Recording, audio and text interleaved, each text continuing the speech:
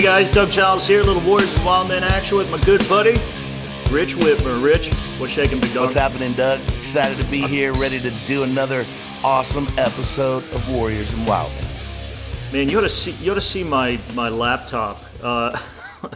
It's covered in debris. I know most guys' laptops are covered in dried splooge, but bro, I've been doing these charcoals in the last couple of afternoons and stuff, just trying to get my charcoal talents back up to scratch and stuff, because I've got some commissions coming, and this thing is filthy. I mean, it's just absolutely nasty. You think it'll hurt my computer? Yeah. Zeke said no. He knows more than me, but cleanliness is next to godliness. That's Proverbs 32. It doesn't look like it's going to help it. And by the way, Shiner Bach, man. Shiner frickin' Bach. Safari cigar. We're doing it. You smoking today? Did you bring a stick? I'm drinking coffee. That works. I don't know, man. I'm just getting the fuel. We need Warriors and Wildmen coffee, man. Okay, I got some hookups. We can do that. No, I got my buddy Brandon Valerani. He's got Thrasher Coffee. They have they've got MAGA coffee and Donald Trump 45 double espresso type coffee. They're selling the crap out of it. Well, let's do some Warriors and Wildmen coffee. Yeah, piece of cake, man. Absolute piece of cake. But it's got to be the strong stuff. Yep. Yeah. So anyway, my laptop's nasty. It looks like it's if I continue this path, brother, it looks like I'm going to be in for a new laptop. What do you clean it with? You just Windex it, or how do you clean a laptop? Huh? Canned air. Canned air. Yep. All it's right. when they take a can and they go like this, and then they sell it to you. Okay. We ought to get in that business too, bro. Yeah, I'm serious. Like selling dehydrated water. You know what I'm saying? Hey, let's we're groping for topics. We're in between guests and stuff, and it's just me and you today, buddy. And stuff that impacts men. A lot of it doesn't get talked about too much, and or if it does, it's in the therapeutic realm, and it doesn't make biblical sense, and it's not stuff that makes humans great, and men great, and nation great. So it's it's dropped in our lap to make sense of the world. Now, I guarantee if some psychiatrist or some psychologist hear me talk about depression, they're probably going to laugh their ass off, because I'm not Sigmund Freud, I'm not Carl Jung, I'm not some great brain that's able to dissect the woes of mankind. But I think I've got some biblical skinny on what makes men depressed. Rich, I know you've been dancing around the biblical maypole for, 20, 30 years, and you've seen what lifts people up out of miry clay when they're in deep woes. So, we might not have a PhD behind our name, but I got a post-hole digger in my backyard. But I think we still got something to offer, man. And not only that, I spent good part of the evening preparing for this, looking up some stuff on WebMD, so we can give, that side a little bit of perspective, and I think that's important. And so just right off the bat, disclaimer, I'm not pretending to be a doctor or know anything about any of that stuff. Like Doug said, I'm a Bible guy. I'm going to tell you what the Bible says. But I'm also a person that, I've worked with a lot of people who've been depressed. And like you said, just through experience and helping people in life, I've seen some things that help and I've seen some things that hurt. And newsflash, I happen to be a person. Some people would argue that. But I've been through some things too. And so I got something cool that I want to show real fast. See if we can get it to show up on the camera. Check this out. It's actually a picture, a scan of the brain of a depressed person and a not depressed person, or in a depressed state or a not depressed state. It doesn't say. But the interesting thing I think about that is that, well, first of all, that's a big ass difference. Yeah, it's a huge difference. If I'm seeing it right through the screen, man, that's wow. Literally night and day. You know what I'm saying? Dark and light. And so, but we know that how we're thinking and what we're thinking affects the chemistry of our brain. If you're happy, a scan will look different than if you're sad, if you're mad. We know all of those things. And so one of the things we have to understand is that sometimes we think the problem originates in the brain and then comes out in our emotions in our life. But sometimes it's the other way around. The problem originates in our life, then affects our emotion and affects our brain. And so it's like, which one is causing which? Or is it just a cycle that's going back and forth? And so we're not trying to solve the mysteries of the universe about the scientific thing of it. And I'm not against the fact that some people, their brain may have issues, they may have problems, but here's the reality. Even doctors, what they're prescribing now, it's based on a theory. We believe that this is happening in the brain, and we believe that this medication may, and bottom line, we are giving mind-altering drugs to people who are depressed, okay? Now, also, and I'll say this, I'm not against people using drugs, prescription drugs, to treat depression short-term, but we got to get to the issue so we can move to long-term. You know what I'm saying? I mean, anyway, I just threw that out there. I know it's kind of a mess, but let's kind of work through it and see what we got, Doug. Because people are dealing with it, nobody wants to talk about it, especially guys. Yeah, first of all, guys, listen, life's a bitch. It's not a light beer commercial. Nope. Everything on Instagram and Facebook isn't real. Matter of fact, man, social media, Rich, I would say it's probably, 90 to 95% horse shit. Total bullshit. Yeah. I know people on there that they're taking pictures of themselves and they're by like a waterfall, or they're on the beach, and and the girl's taking pics of her cleavage, and they're on vacation. It looks like they're having the wildest, greatest time in their life. And I know some of these people that they're pirate hookers, that they have histrionic personality disorders, that they're hooked on drugs, or they're drunk, or their lives are absolutely fragmented and shameful. And here we are thinking, well, my life's not as exciting as theirs. So number one, Paul said in 1 Corinthians or 2 Corinthians, says you're foolish without wisdom if you compare yourself among yourself. If you think their standard of happiness equates that they're happy, let me let you in on a little insider 411. They're not happy. That's a show. And I've seen people, Rich, come on there, put, these incredible pictures of their family. They're on vacation. They're down there in the Caribbean, and he kills himself the next week. Yep. Or the mother, we've reported it on Clash Daily, the mother's sitting there with her children, and they look like they got it made, and they're in North Dallas, and they're shopping, and she murders their whole damn family. Yeah. So when you go on Facebook and Instagram and you purvey people who supposedly have it better than you, and that makes you feel whittle and lonely, listen, don't buy into that crap. Yeah. It's not real. None of it's real. Nobody's that happy. And life is just, it's going to toss you some tough curveballs. And, what I want to do is, with Rich and I, is help you field it, because it's coming. Jesus said storms are going to come. Right. And they depress people. If you think I'm full of crap, look what's happening in North Carolina right now. They're freaking swimming. And Anderson Cooper's catching big bass with women over there in the floodwaters. So here's a thought on that too, not just the social media part, but a lot of people, when they go on vacation, they're happy, right? And then they come back to their life and they're not happy. And they think the answer is, if I had enough money to just live on a beach somewhere, or if I could do that, I would be happy. And that's not true. And so here's the problem, is that, they see people on vacation and think, man, if I could be on vacation, we could be happy. Or a marriage that's having a hard time, and they're like, well, we went on vacation, we got along great. Here's why. You have built a life that you cannot live in. Your whole life is built around escaping from the life that you can't live in. And so when you get away from it, you're happy because you have no responsibilities. So what happens is we come home and we think, man, the answer is if I was there. No, the answer is fix your life. Build a life that you don't need to escape from. That vacation is a blessing, man. It's something I go do and I enjoy it. But you know what? Escapism starts looking at other things, Doug, because they are some of the symptoms and expression of depression. Escapism doesn't have to happen on vacation. That's how you have affairs. I agree. That's how people are doing drugs. That's why people become alcoholics. That's why people are lost in video games. They get lost in social media. They're escaping from their life, and they're forgetting about the reality that they're in. And that really is an expression of depression. And a lot of people wouldn't describe it as being depressed. Yeah, and I got to agree with you, man. Not that I've never done the whole escape vacation type stuff, but most of my stuff is hunting. which is also business related.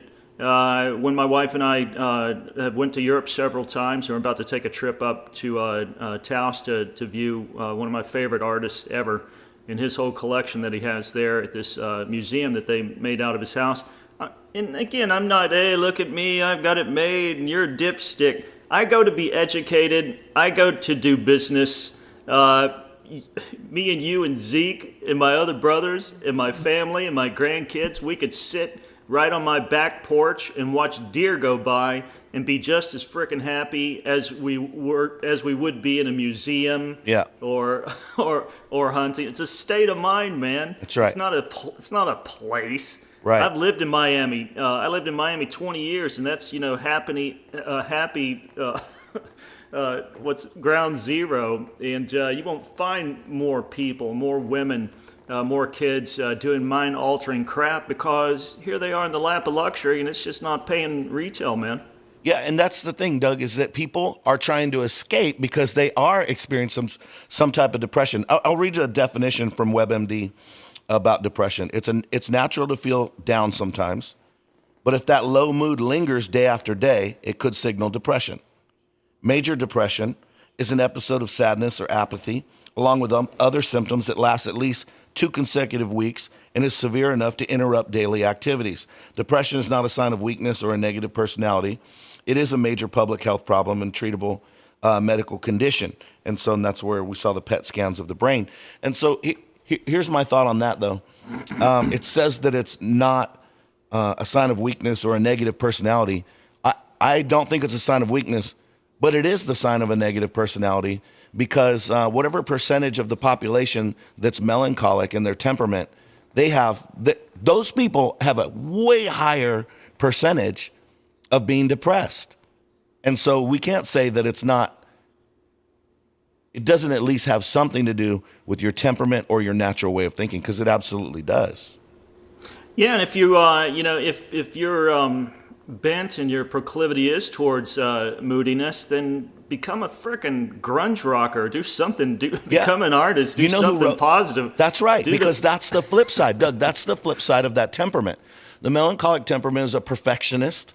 They're very critical, can be very negative, hold grudges. But the positive side of that is they're very artistic, very creative, organized, detailed, disciplined. But you know what? It's like every temperament has a destructive part and has the positive part. So you have to harness it. But with the melancholy temperament, you have to understand I have the ability to easily slip this way. So you have to be more disciplined. You know who was like that, Doug? Dietrich Bonhoeffer.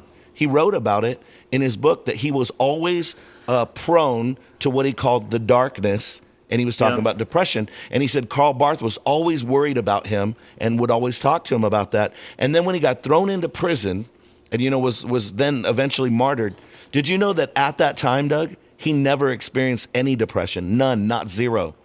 He said he gave his entire life while he was in prison to help and serve the other people that were in the prison. I think that's incredible. So it does show, and we're not talking about a weak person. We're talking about, as far as I'm concerned, one of my heroes, one of the greatest people that ever lived. But he had, because of his temperament and way of thinking, the easily he could slip into depression. Yeah, I mean, and to me, who's to say that, having that kind of moody vibe about you is a bad thing? Again, if it's productive. I mean, Correct. some of the greatest songs, some of the greatest pieces of artwork came out of the, what's the word I'm looking for? The dark night of the soul.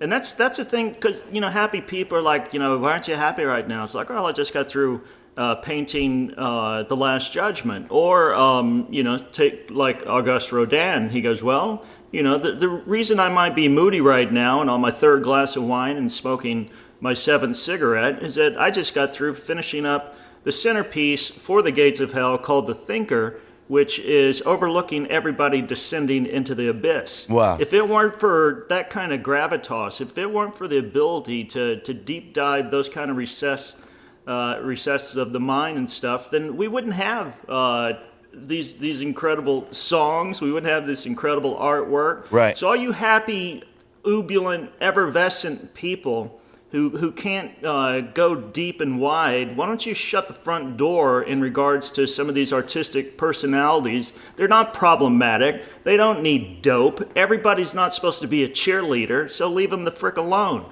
And I don't really categorize that as like depression or a bad thing. And like you said, man, if they do slip there, then we who understand the artistic bent, then we take them out and punch them around, get them around some people instead of staring at a blank canvas and show them a good time, man. Check it out. One of the things that I was reading about depression, and I'm laughing about it because it sounds funny, but it says one of the triggers or cause of depression, according to WebMD, is loneliness.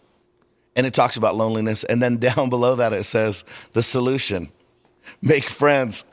Hello. Yeah, I'm not laughing about it's like, well, that sounds. The problem is this. When you're depressed, you don't want to be around anybody. The solution is to open the blinds and get around some people. But what you need is what you said, Doug, is you need some people to come and get you out of there, because a lot of times you get in a place where that's not what you want. The solution sounds simple. Accomplishing the solution isn't as easy as it sounds. Yeah, and you look at guys, I mean, you bring up Bonhoeffer, I mean, frickin' Churchill. I mean, you think of Churchill, you know, his wit, his witticism. Guy's a ball-busting, Nazi-crushing badass who smokes 12 cigars a day, drinks, 2 or 3 bottles of champagne, just obliterates Scotch bottles every day, has the appetite of 7 people. And from all outsider perspective, looked like, man, this guy's living large and in charge and he loves life.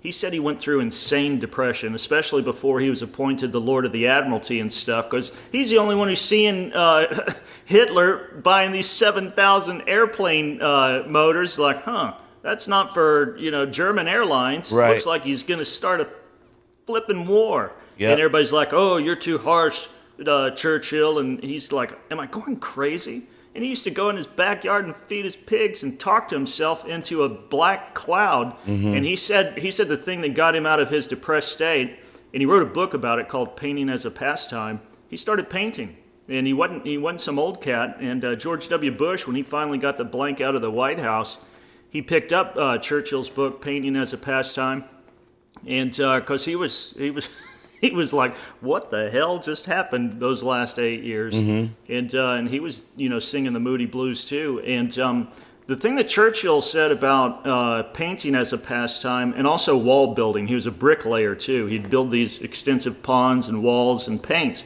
He said that it wasn't therapeutic like, oh, I'm just painting a horsey. He was intense, he was disciplined, and it caused him to use the other side of his noggin that he didn't use for political purposes. It activated this whole nother, hemisphere in him that also required thought, discipline, execution, hard work. So it wasn't just like, let's go paint a flippin' rose and maybe I'll decompress a couple of notches. It was a complete different discipline that required all of his heart as well, but it took him out of the freak zone of dealing with the negativity that he was getting from Baldwin and Neville Chamberlain and all the other ass kissers that were switching up Nazi backside. Yeah, that's really good. And that's the thing, is how do we get the other parts of our brain active so we can get us out of there? But here's something, it says on WebMD again, it says the primary symptoms of depression are a sad mood and or loss of interest in life. Man, Doug, and you know that a huge percentage of teens are going through this too, right? It says activities that were once pleasurable lose their appeal. Patients may also be haunted by a sense of guilt or worthlessness, lack of hope, and reoccurring of thoughts of death or suicide. Let me throw this out there real quick. Now, this is about this. I'm going to tell a quick story about stress, but I think it applies to this as well. When I was in my early 30s, I had just quit working for a government contractor and went to be a youth pastor, making big bucks, man. I was killing it, like $25,000 a year. So, yeah, I was raking it in, man. So one day I noticed that there was a spot on my head. I was like, what is this? And it's like where my hair was kind of thin. And I was like, I'm going to shave my head, because at that time, sometimes I would shave my head. So I shaved my head. Doug, there was a perfect bald spot, the size of a 50-cent piece, right here on the side of my head. I'm not talking about. Is that a alopecia, or what do they call that? So I freaked out. Went to the dermatologist, had a hat on, and said, yeah, I need to see a doctor. We can get you in next week. I said, oh, no. We're going to get me in today. And she goes, no, sir. And I took my hat off. I said, look at this. And she literally goes, okay, we'll fit you in. And the devil told me, see, it's a brain tumor. You're going to die. So, of course, I freaked out, So I went and sat down. I waited. I go in there. The doctor looks at it, and he goes, oh, that's alopecia areata. And he starts writing it down. And I'm like, well, what is that? And he goes, well, that's Latin. It means an area of hair loss. And I said, you're not allowed to charge me money for me to write down area of hair loss and then have you say it back to me in Latin. And he laughed and he says, well, it's caused by stress. And I said, but I'm not stressed. And he looked right at me, Doug, and he goes, okay. And he laughed. And I was like, what's that supposed to mean? He said, that's what alcoholics say. Well, you can say you're not stressed, but your hair but your damn hair's has clearly falling fallen out. And he goes, and now we'll get some steroid topical cream that should help. And he goes, but you need to know something. If you don't get the stress under control, this probably is not going to happen, but it will spread. And you could lose all of the hair on your entire body, including your eyebrows, your eyelash. And I was like, whoa, hey, whoa. Rich, then you'd look like Whoopi Goldberg. So check it out. After that, I got a spot on my neck. It started, and I was like, I got to get myself under control. So the problem was... That ministry will kill you, man. Well, and then the problem is this, though. They said, you're stressed. And in my mind, I had an idea of what stress was, and I didn't feel like those things. So in my mind, I wasn't stressed. With depression, people sometimes, they think, you're depressed. No, I'm not, because we have this idea of what we think depression is, and we miss it. And depression's normal, and this isn't from WebMD, it's from just me, whatever, reading, but depression is a normal thing that we do experience that is a normal, healthy response to, like you said, some of the things that happen in life. Look, when somebody you love dies, you are depressed. You will go into depression. It's not going to be 1 day or 2 days. It could be weeks, like this says weeks, right? But it's not normal for you to stay there. After a period of grieving, you should climb out. Some things happen in life, they cause shorter-term depression. It's when you're hanging around down there too long that we would say, we probably have some type of problem that we have to deal with. So I think one is just recognizing that it's possible that you're depressed. Yeah, Zeke, I'm sorry, Rich, the Son of God was depressed. Yep. And God forsook him as he placed the world's sin on him, went to the cross. The Apostle Paul, talk about a melancholy cat. Yeah. Anybody who reads Romans 7, anybody who reads between the lines in his intros, especially to his various letters to the churches, that cat understood what he did. And he felt a profound sense of grief and thanksgiving for what God did to him, the guy who murdered Christians. Yep. So when we're talking about, you can't be depressed, there is, just like, Jesus said in the Sermon on the Mount, first podcast, you're going to face storms, man. And, again, going back to what just happened with Hurricane Flo over there in North Carolina, these people, I guarantee a lot of them are mentally sound and stable, but their life just got freaking jacked up.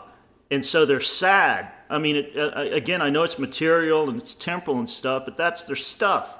And it just went floating down the Chattahoochee Canal, in storm surges. Yeah, and your home, that's more than just your stuff. That's your base, baby. Man. That's your sanctuary. Yeah. So we're not. I've never purported to be the shiny, happy person 24/7. And let me, Rich, let me turn a corner here for some of these people who are fighting depression, and some people out there, brother, they need to be depressed because their life blows and they've made horrible decisions. And some of that depression, some of that feel bad that you're experiencing, some of that moody blues that you're going through could be the hot breath of the Holy Spirit convicting you for being a rebel without a clue. Hey. And I'm telling you, man, when right before I got converted, brother, I didn't care about vagina anymore. I really didn't care about fast cars. I was so into drugs and smoking weed and just being a depressive, sad sack that worked at a gas station. And all of it, the depression, the moodiness, the weirdness, the isolation, except for me and my drug buddies, intensified until December 7th, 1983, where I said, man, I hope all this stuff they've told me about Jesus is real because I'm sick of this life that I'm living. And boom, man, The bomb doors on the Enola Gay that the Holy Spirit was piloting dropped a big nuke on my head, and I got converted. And you know what? Depression, conviction, and guilt preceded all that. And to moi, that was a damn good thing it did, because I would have never considered Christ if my pain hadn't got insanely depressive and intense. No, that's right. That's great, because I was talking to my son Luke, and his school, Queen Creek High School in Queen Creek, Arizona, just east of Phoenix. Doug, I think they had 5 or 6 suicides in the last year. 2 of them were students who had graduated. That's huge. It's even percentage-wise, everything. They're like, we have a problem, right? Obviously, the problem is not with the school. The schools, nobody's thinking the school is doing something, but something is happening, right? So I talked to my son about that, and he's 15, and I said, son, you have to understand that there are things in life that make you sad. Divorce makes kids sad. Siblings, being on drugs, different things make people sad. Not doing good in school makes you sad. You feel bad about that. So what do? Like we were saying, you escape, you try to get away from it. And I said, and what do kids do when they're bummed out and they want to be happy? And my son said, they want to drink, do drugs, and sleep with girls. I said, okay. So drinking alcohol is a depressant. He's like, yeah. I said, it makes you forget for a little while, and then you get sober, and now it's worse. I said, weed is a depressant. It makes you forget, and a little while later, it's worse. I said, now coke, that's a different story, but you end up strung out stealing things, and you don't want to do that, and you can't afford it. It's a lot of money. Not that I've ever done it, but that's what I've heard, and that's fact. Full disclosure, never did coke. So we started talking about that, and I said, and then girls, man, you get a girlfriend, and all of a sudden you're in love, and, dopamine's firing in your brain. You don't need drugs at that point. You got a new drug, right? I said, and then you're all in love with this girl. You're all excited. Everything's great. Everything's wonderful, and then you have sex with her. And I said, and here's what happens. Guilt sets in. And I said, then you realize you're no good at it, and then you feel shame. Because then the shame comes. Yeah, but the reality is, you look like the hurdy-gurdy man, humping a horse. Our whole society can say that it's okay, that it's right, but then you go home and you're by yourself and you know it's not right. And then guilt sets in, and then depression becomes this cycle. And so what do? They keep drinking, they try to stay high, they keep running around with people, trying to make that stop. And the next thing you know, man, they are a car accident emotionally. Yeah, here's another thing to consider. Those who are going to go out there and bump uglies is that what else is depressing too.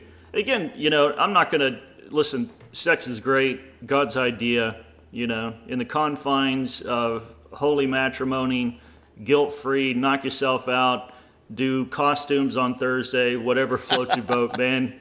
Go for it. But here's something that that they don't really tell you too often. Definitely El Diablo doesn't tell you this when he's tempting you to use the superfluity, or imbibe deeply rather into the superfluity of naughtiness. Is that it's depressing to have a $50 size open festering sore on the tip of your dick. That's depressing.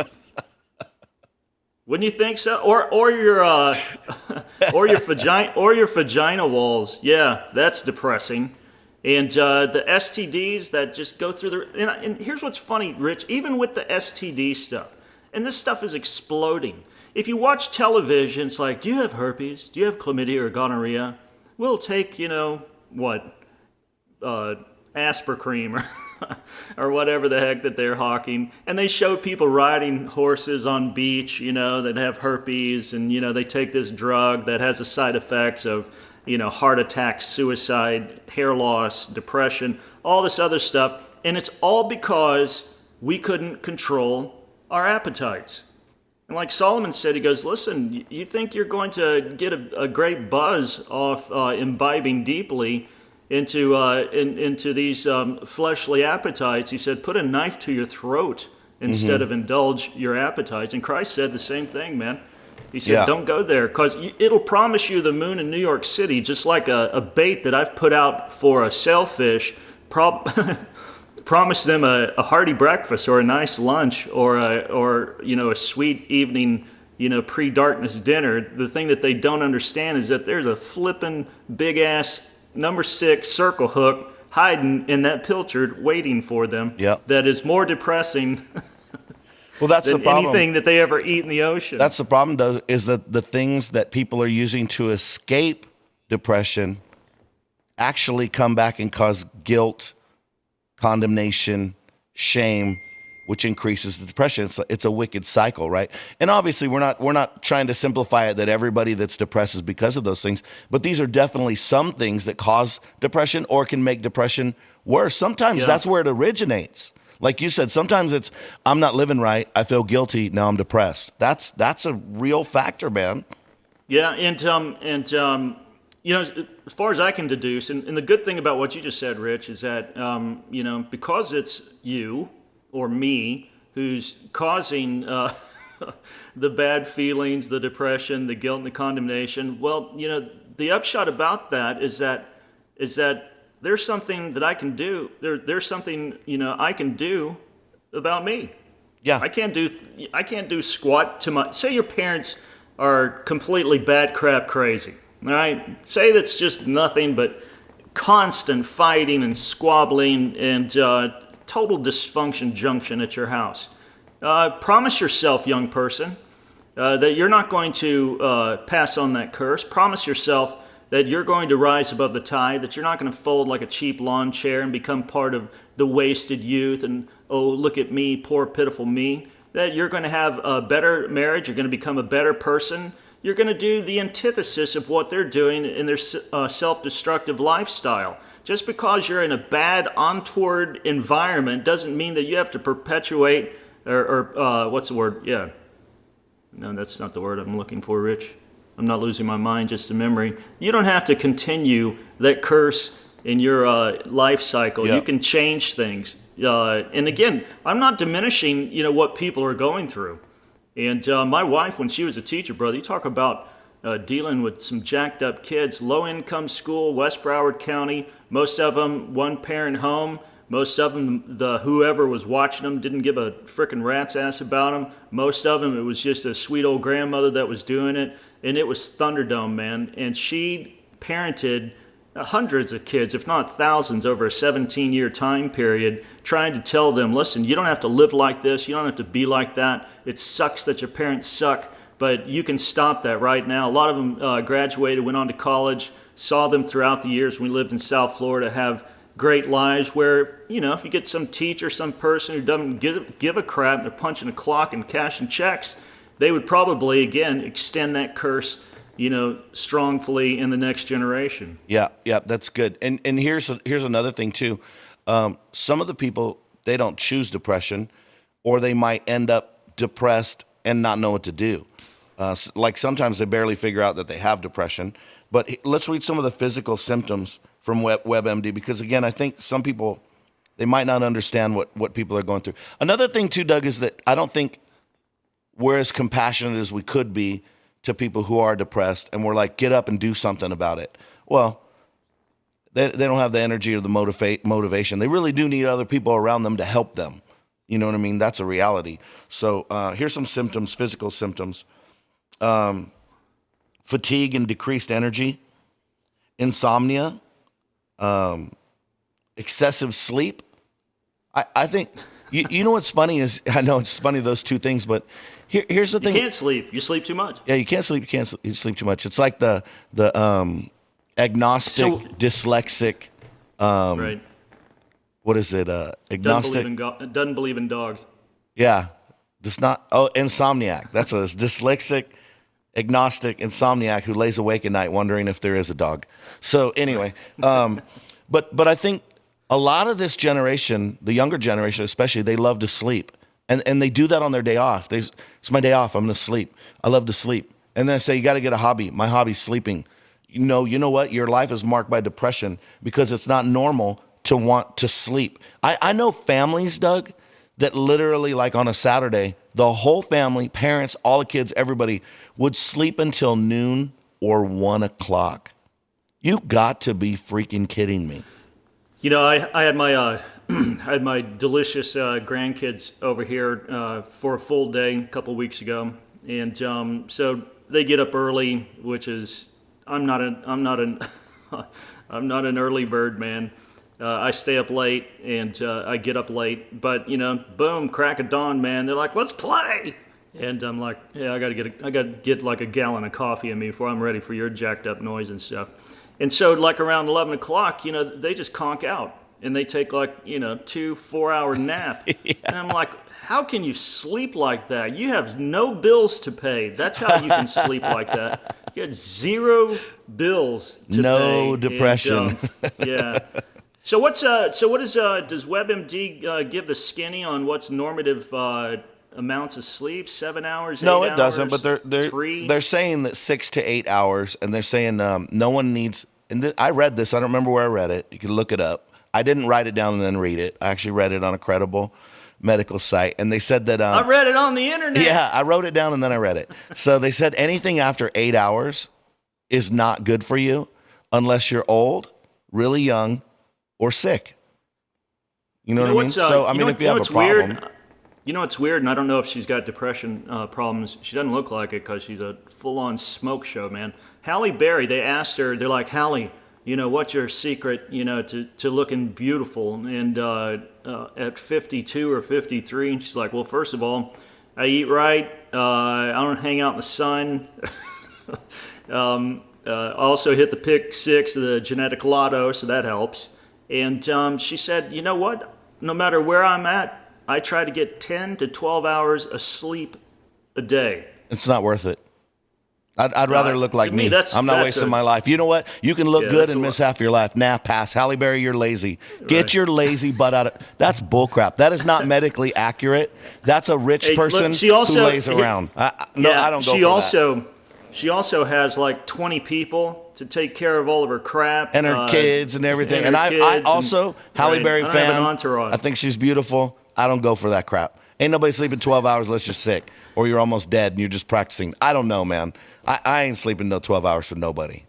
Hey, Rich, let's anyway, so yeah, let's move on real quick to a couple of these things. Hit me. So depression can make other health problems, persistent aches and pains, headaches, cramps, digestive problems that don't ease with treatment, because we know that most diseases are psychosomatic anyway, which means they originate in your brain in the way that you think. And so obviously if you're depressed, it's going to cause physical pain, different problems in your body. But here's another thing. Depression also goes the other way, because pain causes depression. Chronic pain, constant pain also causes depression. So it's also, again, a wicked cycle, right? And we don't know which one's causing which a lot of times. I don't, from a biblical standpoint, from a Texan standpoint, which oftentimes those twain get confused. I don't know if I completely believe that, because I've watched people, Purple Heart recipients, live through freaking brutal pain, and some of them are some of the most positive, freaking energetic people that I've ever met. But what did you say? What are they? They're positive. Yeah. One of the things the article talks about is that positive thinking, because I read another thing too, is on facts and myths. And somebody said that positive thinking can help with depression. And a lot of people are going to think that's a myth. And it says fact. No, because it is. Absolutely it is. Yeah. Those guys have mindset, because some people have a better mindset. And again, that's where, to me, that's where that I'm, and I know you pastor the same way. I used to do the same thing when I was in the ministry. Dude, I was rough on... if I knew somebody was milking some kind of malady, whether real or imagined, and they were going to live off, the pity of the people of God ad infinitum, I stuck my head down and hit him right in the solar plex. Because, man, you look at Job. Job had his family taken from him. He had his health taken from him. He didn't do anything to deserve it. It was just a bet between God and Satan. And Satan's like, man, he worships you because you give him all this stuff. Take away the stuff, we'll see what happens. And God's like, all right, let's roll. Pulled his hedge down and waylaid him, man. Lost everything. North Carolina, hurricane flow, gone. All of his kids, gone. Livelihood, gone. And Job, he had Christians telling him to, it's your fault, trying to add to his confusion and depression. His wife telling him to curse God and die. And Job didn't lose his integrity. and he worshiped. And here's what I tell people is like, listen, when the stuff is overwhelming, whether it's physical or psychological, and you know the source isn't you or Satan, and that's a big test. You got to discern whether you're bringing on all your bad crap. Is this a demonic attack? If it's you, then you need to change. You need to repent. You need a mind alter that doesn't come from LSD or marijuana. Right. Or from whatever they're giving you down at the doctor's office.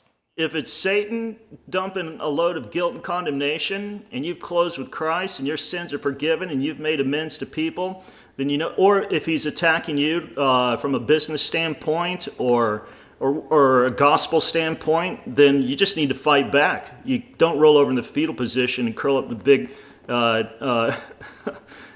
in the corner and suck your big thumb, man. That's not what you do. You fight back. If it's God, like it was with Job, then you worship. So you either take responsibility if it's you. If it's Satan, you fight back. You don't believe his crap. God's not finished with you. He's the fat lady, and he hadn't sung on your life yet. He doesn't even know how to sing yet because he's got hopes and promises for you. And thirdly, if it's God, if it's mysterious, if it's unmistakable, and you know it's not a direct cause and effect by your bad decisions, then just worship. Yeah. I heard, this is what, and I don't know that there's any kind of biblical proof text for it, but some Hebrew scholar said that Joe's crap only lasted a year and a half. When we read it, I'm thinking this is going on and on and on and on and on. And my point that, whether it's true or not, the thing that I found interesting is that you think that you're stuck in some, irretractable moment. This could be just a year, man. Sometimes it could be 5 years. Who knows? But the whole thing is that if this is divine darkness, not satanic or personal, then just worship. Just don't renounce your faith and become bi-curious and join a anti-theistic improv group. Just worship. Yeah. Just give it back to the Lord and don't buy into the melancholy that he's forsaken you, because he hadn't. That's right. And all things work together for the good. That good doesn't mean easy. It means it might be an internal good. Doesn't mean good ease, but even though we know in Job that God restored back to him, 4 times? Twice, yeah, I can't remember how much, but like he restored more than what he had. Yeah. And So that's huge, good, man. Doug. And that's one of the things they said, too, that helps with depression is hope that things can change. Because just what you said, I think sometimes we think this is how it's always going to be, and that's not true. And let me throw this in there. I'm not a big proponent of medication to help with depression. And the reason is that the second you go to the doctor and say, hey, man, I'm feeling kind of down, they'll give you drugs. And I don't like that. And a leading psychologist in America said that America is over-medicated and what people need is a 20-minute walk every day. And we could talk about that on the next episode. Absolutely. But my thought is this. Sometimes, and I've seen people personally that have been so deep down in the pit that medication's used with other people coming around and helping them to get them up out of that because they're at a point that they're not able to put on their right thinking. Like they're really deep.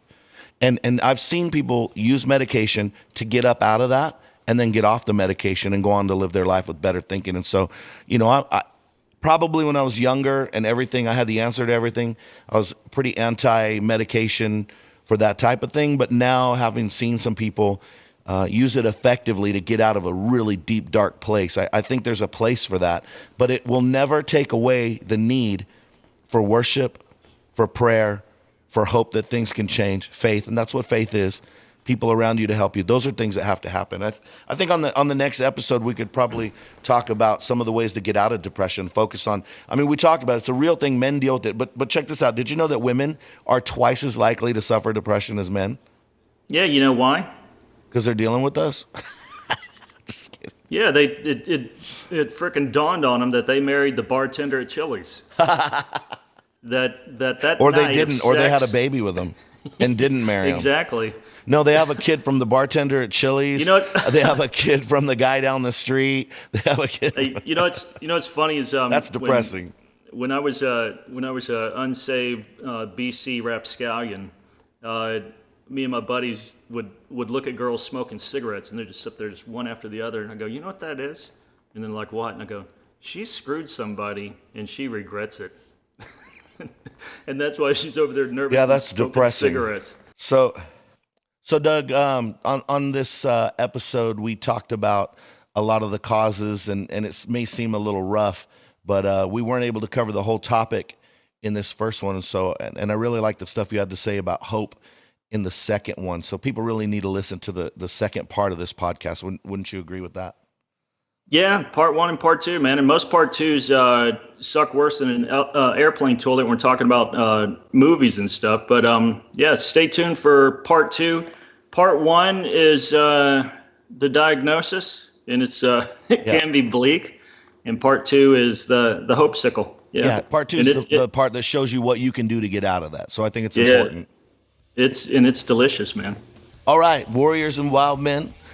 Make sure you go to our podcast. You like us, love us, rate us, review us, like us on Facebook, follow us on Instagram, Twitter. And don't forget to get your Warriors and Wild Men man card. It doesn't make you a man, but it lets people know that you're serious about being one. Warriors and Wild Men.